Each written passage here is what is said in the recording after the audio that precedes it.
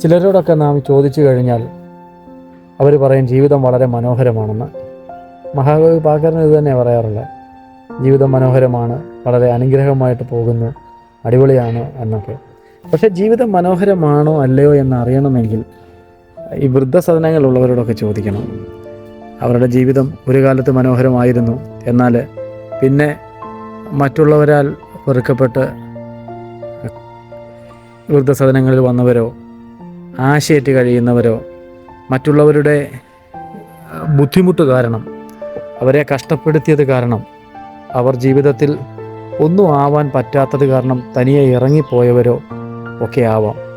അവരോടൊക്കെയാണ് നമ്മൾ ചോദിക്കേണ്ടത് ജീവിതം മനോഹരമാണോ അല്ലയോ എന്നുള്ളത്.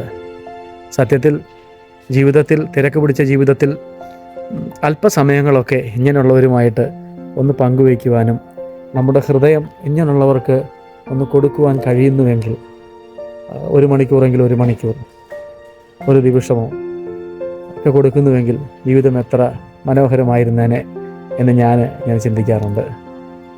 ഹൃദയപൂർവ്വം.